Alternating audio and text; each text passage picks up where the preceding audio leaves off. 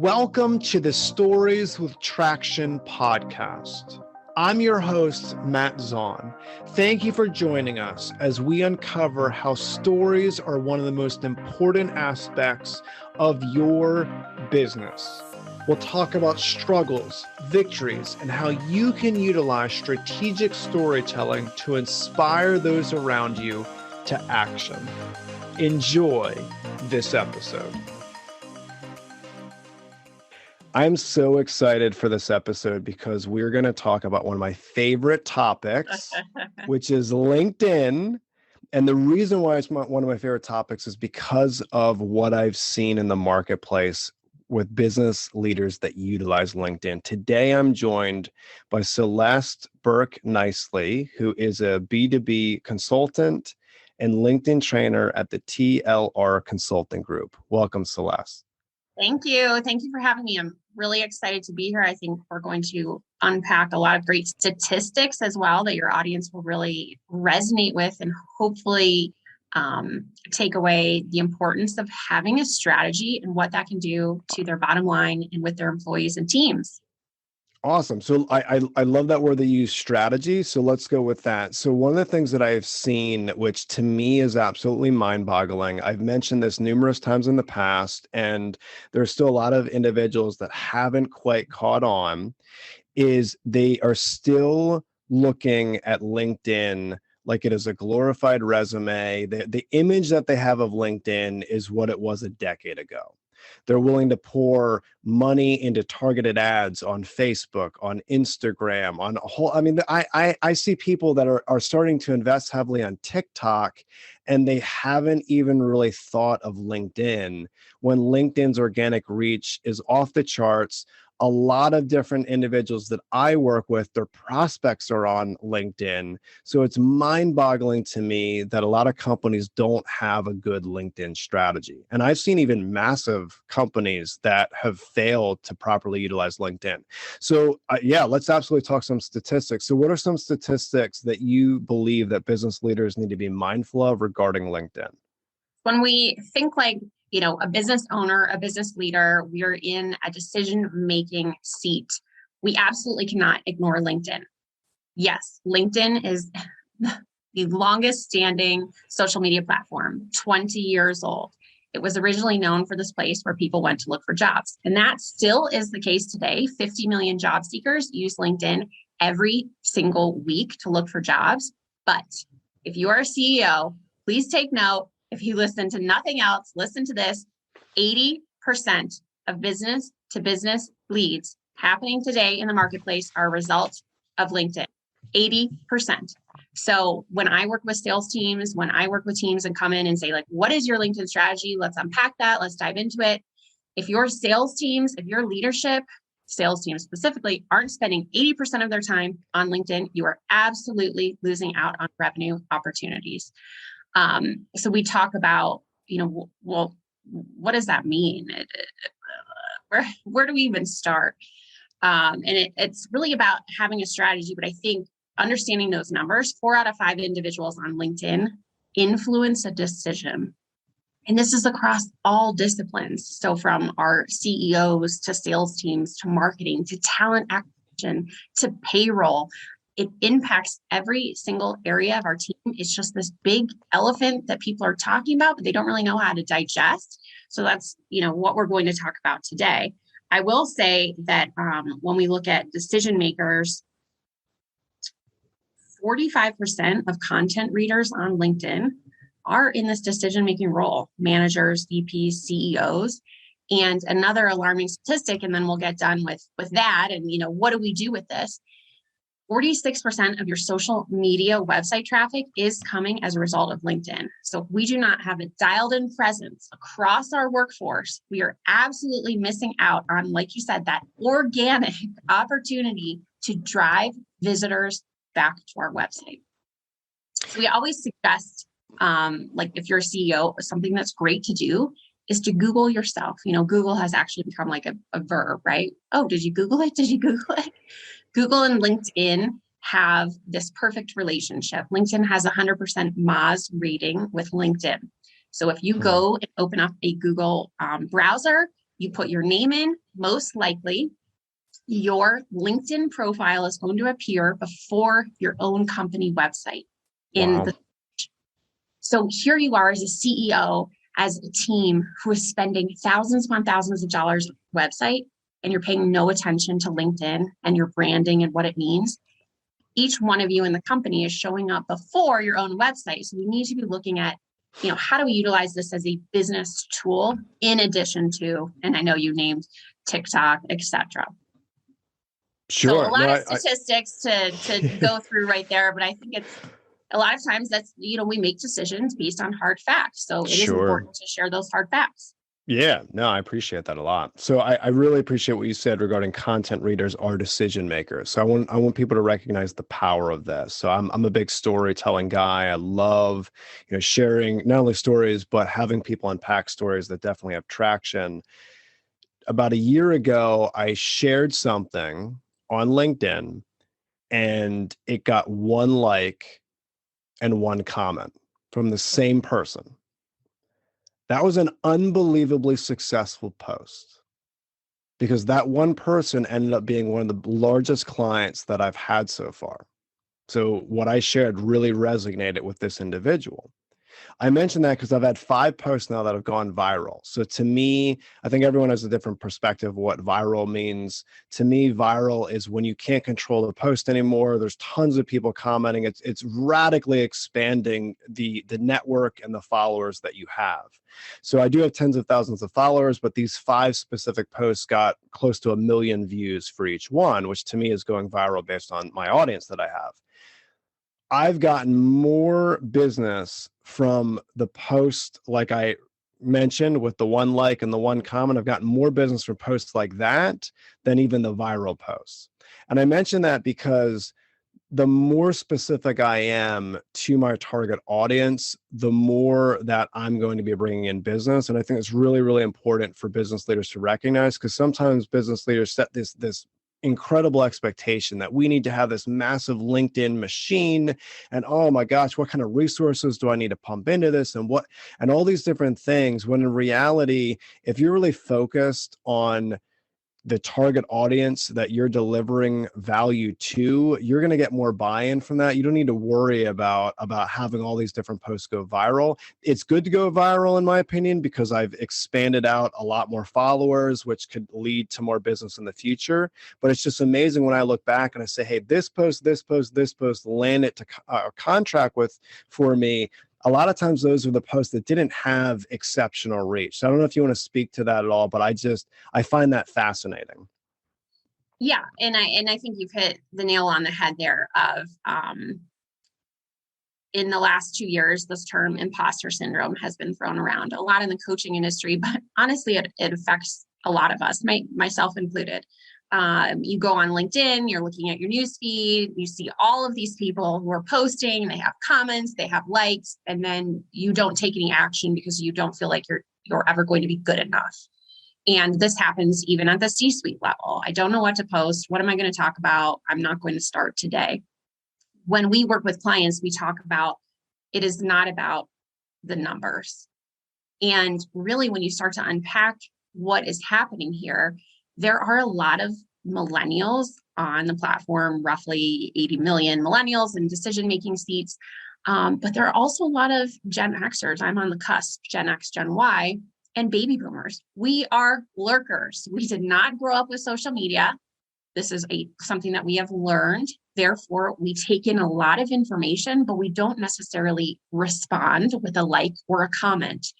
So, that one post that you had that had one like and one comment, you have, and you can look at your statistics and your analytics on LinkedIn, which is another great tool that has been rolled out. And you can see your reach, your engagement, how many people were lurking and viewing. I've had plenty of clients who have never engaged with me on LinkedIn who will reach out and say, hey, I've been following you for a year. Really? I've never seen you comment. I've never seen you engage, but they're looking. So there's this concept of, things going viral, which is great. And that's a whole another beast in itself.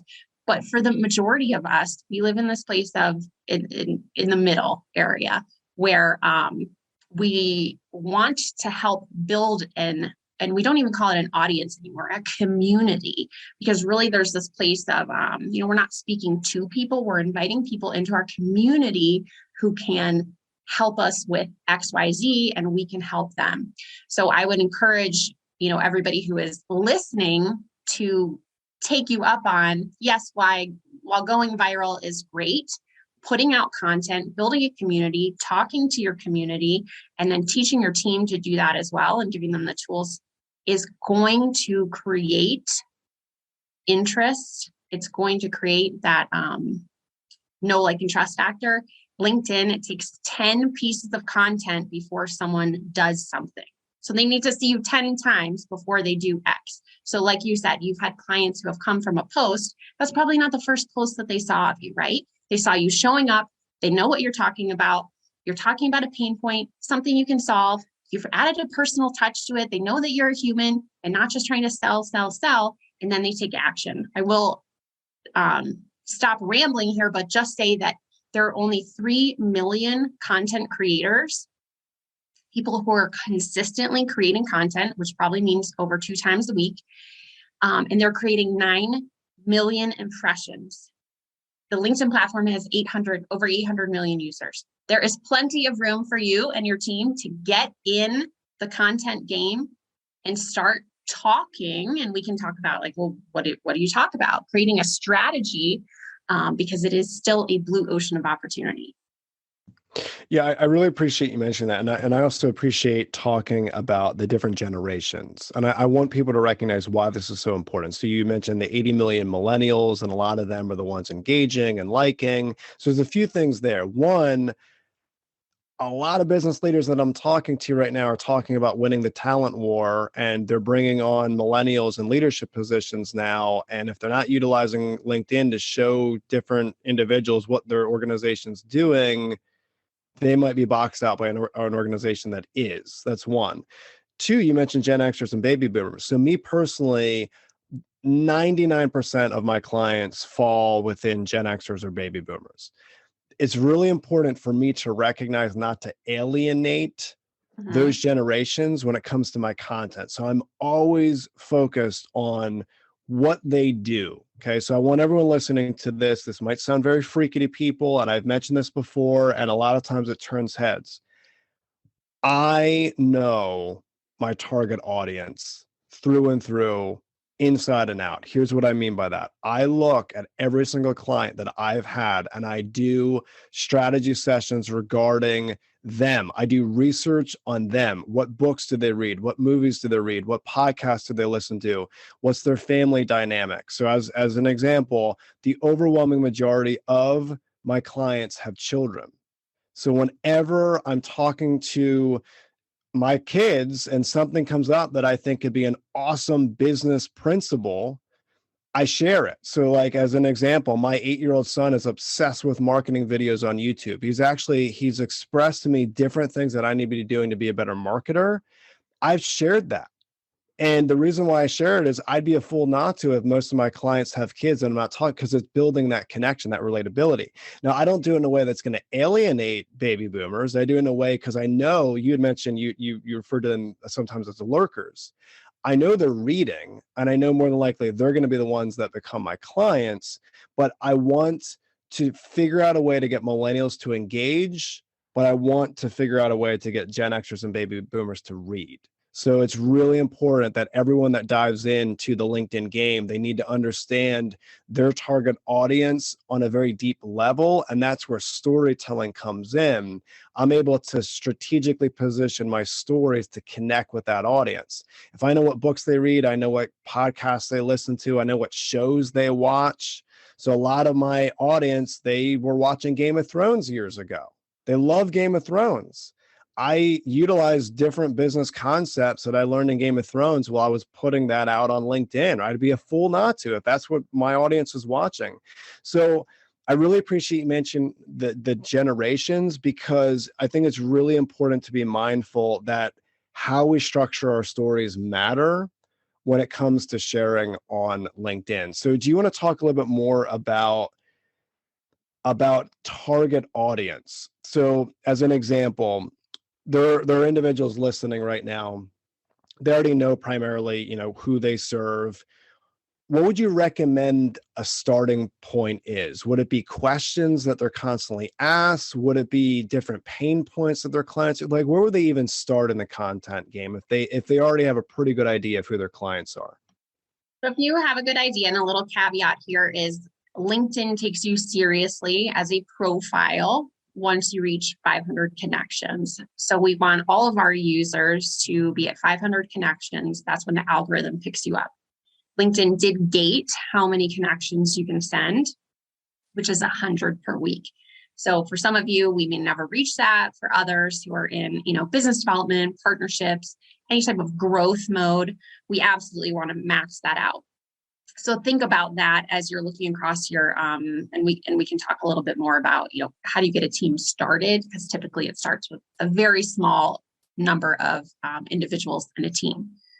So when we talk about content, this is typically where people just don't do it because they don't know. And as a leader, we can pick up content in our daily lives. It is almost like a running commentary of, yes, I go live on another platform almost 100 days in a row here. And every day it's difficult to come up with content. But I walk around my house, I see things that relate to my toddler, to my husband. I put a business spin on it. So it really is looking at your day-to-day. If you're having water cooler talk and you're talking about something that's happening in the industry, you had a golf game, you were networking with someone, a lot of business is still being conducted on the golf course. These are all pieces of content. You can start small. If you have 20 years of experience as a CEO, you started somewhere. Start sharing your story. So we typically tell people, let's carve out a couple of pillars. What is it that your audience community resonates with? What is it about you and how do you help them? Lessons learned are great. During COVID as a CEO, XYZ impacted our company. These were the three things that I took away that helped strengthen, the growth of the company. If you're in talent, you can be talking about what is your talent process? What can they expect when they go through that experience, the culture? So it is breaking down the daily things that you do. I mean, simple as, why do I choose this pen? I love these types of pens. How does that relate to, my business? I'm able to make notes, jot things down. It comes out with ease. Every post doesn't have to be this brilliant masterpiece. It is about sharing a story, relating it to your business, relating it to you, your leadership, and then putting that to paper. So it's like being at a networking event 365 days a year. You can choose to stand as a wallflower and observe everything that's going in, or you can start just chatting with people like you would. So we always say a great place to start is, some lessons learned in your career. What's happening currently what are you facing right now? Is it supply chain issues? Is it risk issues? Is it talent shortage? I know a lot of your clients are absolutely facing that, the talent shortage. And then small snippets of what you're doing and asking your community to weigh in. What are their thoughts on this? So it's really having a two-way dialogue, even though it's a one way, right? Output at first. So I would say start small. Day to day, lessons you've learned, tips that you have. Like you said, a story, you worked with a client, this happened. There's no shortage of content. It is more, there's a shortage of confidence. Yeah, and I appreciate you mentioning that. And what's fascinating to me about the shortage of confidence is a lot of that happens even with the CEO that has been a CEO of 20 years, using the example that you shared. It's amazing to me that there's a lot of quote unquote influencers, solopreneurs, individuals in the content game where they'll post content all day long, and they're seeing the value and their businesses are increasing. They almost started with nothing and now they're exploding. But yet sometimes when I talk to those CEOs that have had very successful careers, they don't see the value in it. And what's interesting to me is these same individuals will talk about how amazing of a brand Steve Jobs had. They'll always talk about, oh, if every CEO could build this incredible brand and have these on fire people and build this cult like following. And I mean, Steve Jobs learned how to connect with his audience through sharing stories on a stage. Like he literally studied how to share stories, how to market. I mean, Steve Jobs was a marketing genius, even though he was the CEO of a massive organization. And I find it fascinating that a lot of CEOs aren't willing to conceptualize experiences in their own life and ask themselves, where's the story in this that I can share with my audience to build that brand? And then they complain that they're not winning the talent war. People like working at organizations that have an incredible culture. They love incredible leadership. So if you're a CEO out there and you want to build this incredible team around you, what are you doing to connect with your audience and build an audience on LinkedIn? So I really appreciate you mentioning start small and start small, sharing these stories. You mentioned, your daughter, your husband, different things that you're watching, you're paying attention for that can be turned into stories. I really, really appreciate that. And now, what about? and I will note too. I mean, I'm almost in tears here because you're singing my song every single day. I'm getting asked, okay, well, who can do this for our CEO? Who can do this for our C-suite? And I want to bang my head against the wall. That's awesome. Your thought leadership, your experiences are your own. And as a CEO, we want to get to a point where we're able to offload whatever administrative task, but I would never offload this. This has the power, and I'll tell you here in a moment, a couple of stories, if you will, to completely change your brand. So there is a company, I can share the case study with you, where 6 employees decided we're going to gamify our LinkedIn experience. We're going to completely put our company on the map. 6 of them went in through a Slack channel and they were like, we are all in on LinkedIn. We're going to post daily. This is what we're going to share. One of the individuals picked up a comment from Chris Walker, who is like the end all be all on LinkedIn if you're in any type of marketing or growth. It then went from there. It snowballed from there. They hit 30,000 views. I think they all went out to a steak dinner. They have these different benchmarking, so to speak, that they put in place. 6 people completely changed. They had more visits, I think, in a whole entire year in one day to their website from them going all in on LinkedIn. But they got it. They needed to put in that, we call it the dirty reps, right? If you actually lift weights, like the 30, the 60, the 90-day plan to get there. I worked with a large company, over 60,000 employees in the here recently. They have roughly 70,000 followers on LinkedIn on the company page that's managed by one person. We looked across their employee base, which is very small, only about 10% of their employees. The rest are line level, are on LinkedIn. So this would probably be regional, management, decision-making and above. They have the power to impact at a first level 3 million individuals. Wow. Versus the company page.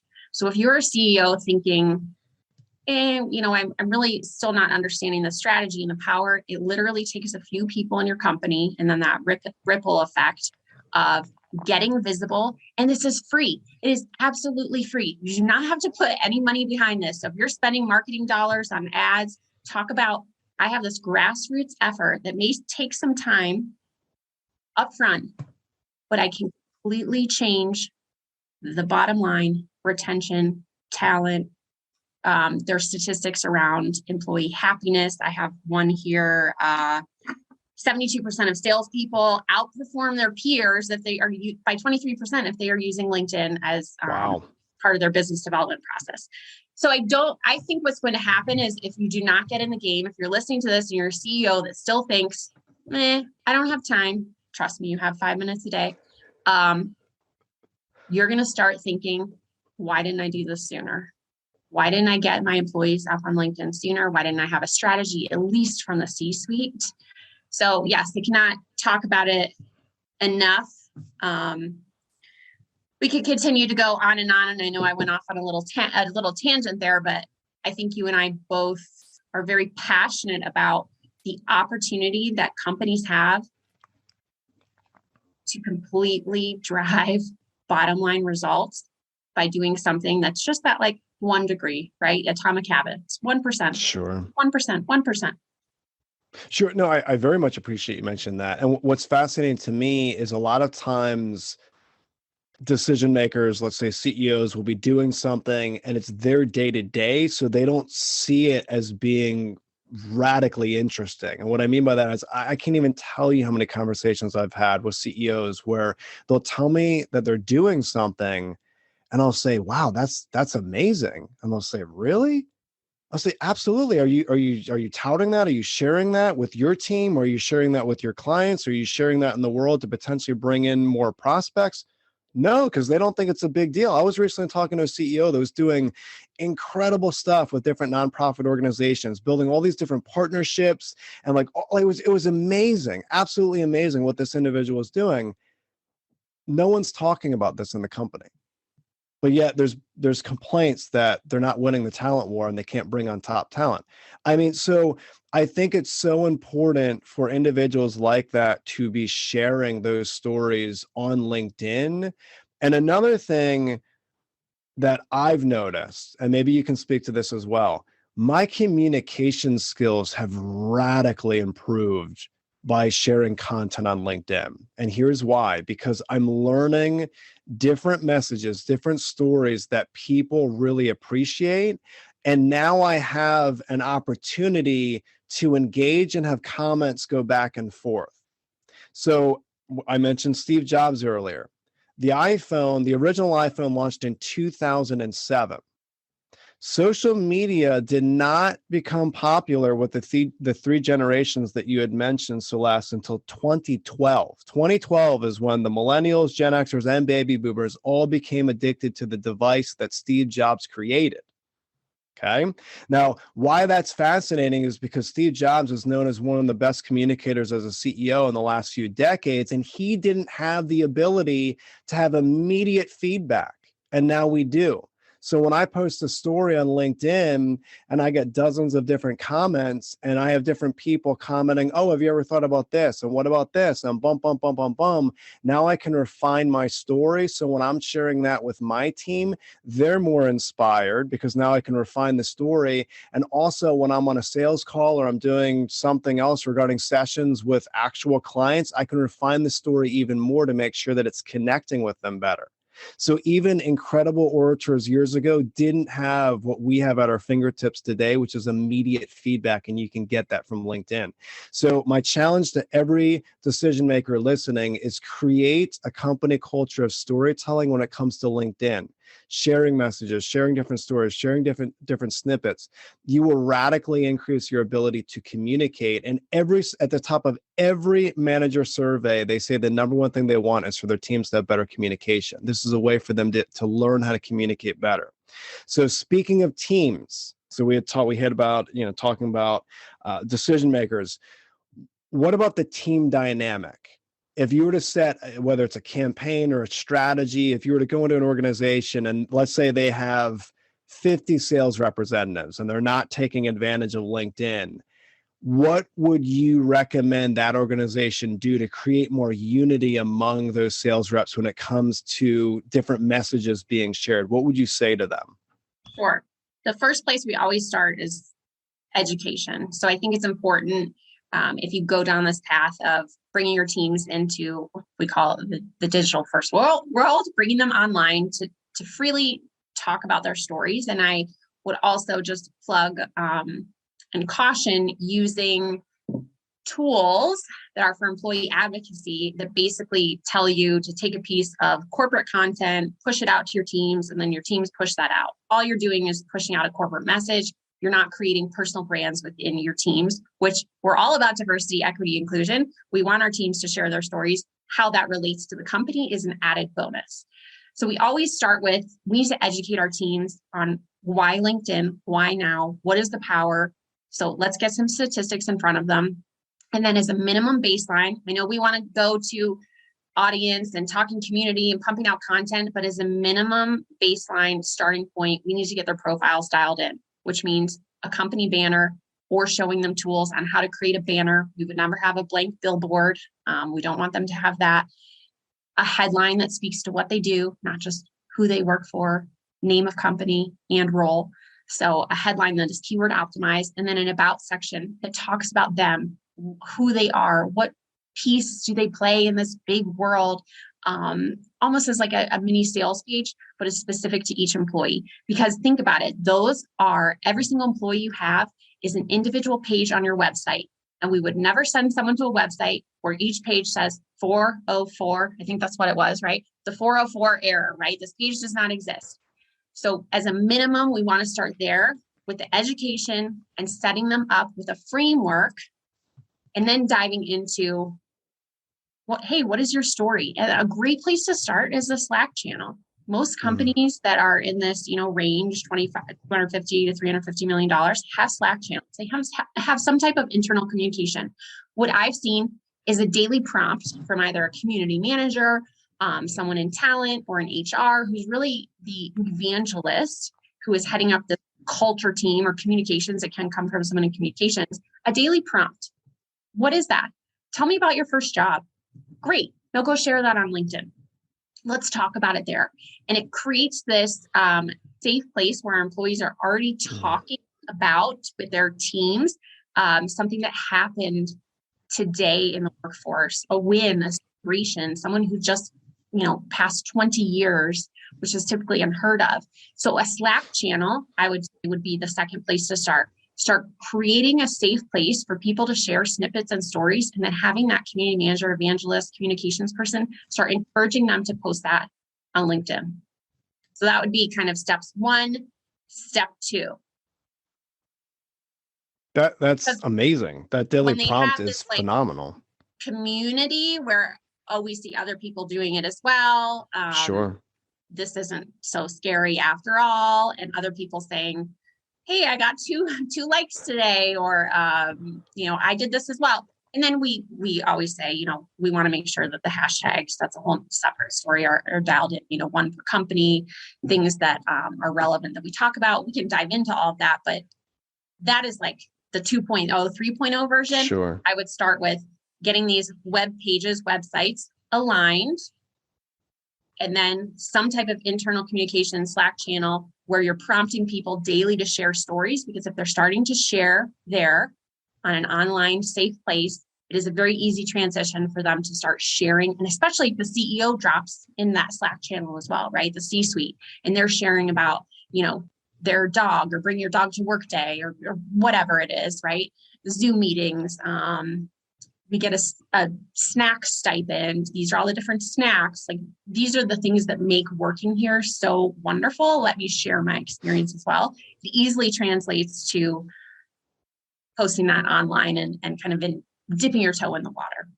Sure. That's amazing. No, I really appreciate you mentioning that, especially starting out on a Slack channel, daily prompts, really having different individuals in leadership spearhead that, show how it can be done. And then also the processing. This is the refining process, right? As you're seeing other sales representatives, other marketing managers post different stories, there's different elements that you could refine yours. I think that's genius. That's absolutely amazing. So I really appreciate you mentioning that. And I will say a tidbit that and I don't consider myself like a great marketer or orator or writer or copywriter. Like, it's growth, right? It's sure. We're all learning how to do it.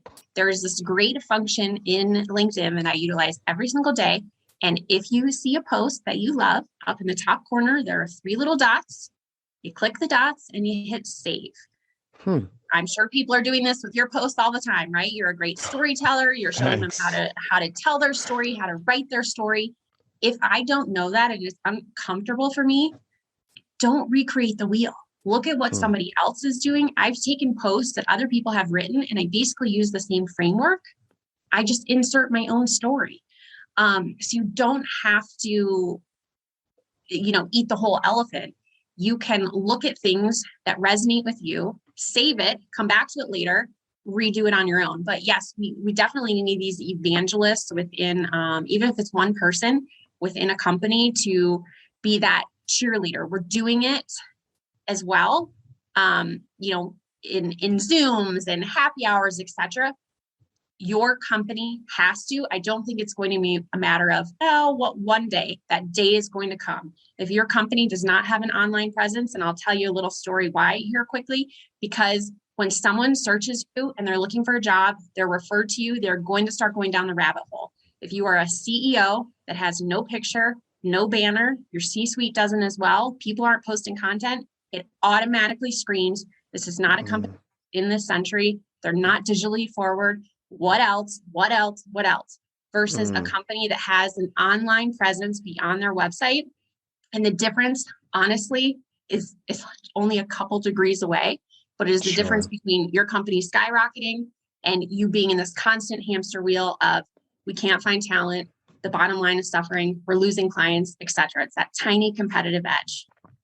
Okay, throwing in the towel. That's awesome. No, I appreciate all that. That's fantastic. All right. So I want to be, I know you have time restraints. I want to be respectful of your time. So before we wrap up, I just want to go through the 3 things that are my big takeaways. I really appreciate what you said regarding 80 million millennials that are on LinkedIn. I think it's really important for decision makers to recognize, I don't care if they're Gen X or they are baby boomers, you have tons of millennials coming in leadership positions in corporate America, sharing stories on LinkedIn. You are going to get your message through to them. The second thing that you said that I think was invaluable is CEOs taking ownership of this, not just trying to figure out who to delegate their personal experiences to share, like really taking ownership of it. And if you're going to tout different leaders like Steve Jobs and question, how did someone like that build such a brand? You have more opportunities today to get your message out than ever before. So take ownership of it. I really appreciate you mentioning that. And then the third point I thought was fascinating is the daily prompts. I'd never heard of that before. I think it's awesome to start in the Slack, like a Slack group, have a company Slack group, have daily prompts, and have different leaders take ownership where they're posting, hey, let's talk about this, and then processing and refining together. So I really appreciate those 3 points that you had shared.